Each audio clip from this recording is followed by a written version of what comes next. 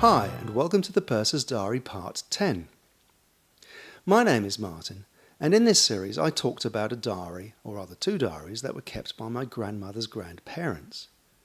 Their names were Charles Alfred Green, or Alfred, and his wife Eliza Green. They kept the diary during their voyages on a sailing ship called the Ida Zeigler, as it sailed from London to Auckland and back from 1866 to 1868. This episode is a postscript, with an update and an interesting correction, or rather what might be a solution to something that puzzled me since I read it in Alfred's diary.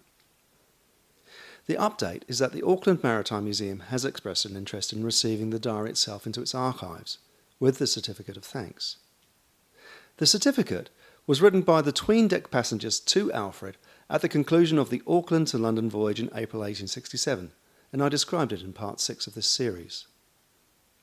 Part of the delay in bringing you this update, and to the Auckland Maritime Museum, was in getting the permission of my family to donate the items to the museum, and arranging to get them sent to me by post. Previously, I only had photos of the certificate to work with. The original has now arrived safely, and here it is.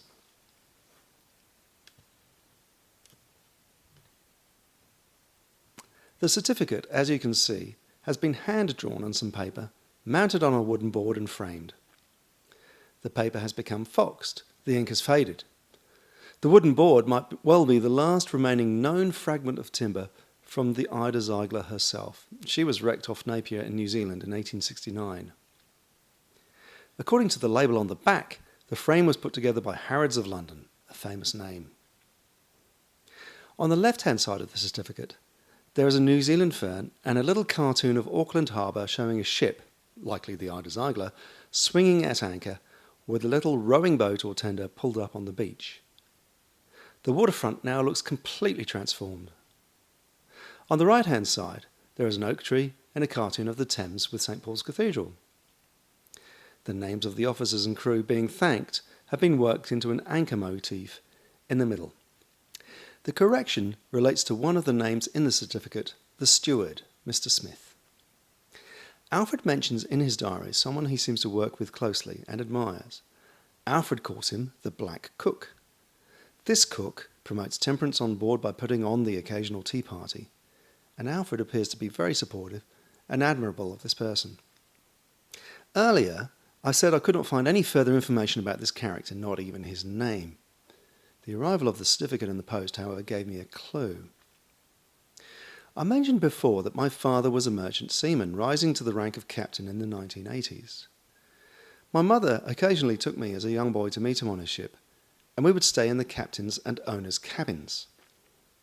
At that time, ship's officers had stewards to cook and clean for them. I remember one very nice Indian steward who would cook me breakfast. He couldn't pronounce the word porridge, so would say porris instead, to which I eagerly grinned and tucked into a second bowl. So, a cook isn't mentioned on the certificate or on the ship's list that I could find, but a steward is, Mr. Smith. I now think that Mr. Smith is the name of the black cook that Alfred writes about. The reason this story fascinates me is because it goes against many of the stereotypes and narratives that I heard and are still here today. Alfred, a white, English Victorian male, along with the many signatories of the certificate, and I think we can safely assume the officers, admired and supported a black cook or steward who thought it his duty, likely inspired by his Christian beliefs, to persuade all the folks on board to adopt a moderated, tempered use of alcohol. I was brought up to think that white Victorian people were bigoted, prejudiced, racist, exclusive. Basically, they were snobs. I'm sure those things were present in Victorian society, and I don't dispute that some were codified into law. However, it's not true to say that every Victorian Englishman thought the same, just as it's not true to say that we now know better. Actually, I think we share the same weaknesses, but we hide or express them differently. Alfred's relationship with the black cook is one small example of a close working relationship, possibly a friendship, that reached across these barriers. That's all from me for now. If ever you find yourself on the Auckland waterfront in New Zealand, please poke your head into the Auckland Maritime Museum and ask to see the purser's diary, which may or may not be on display there. It may just be hidden in their archives, but please find out about it. It's a good museum. It's well worth a visit. So, may God be with you in whatever journey you find yourself on, and I really hope we meet again.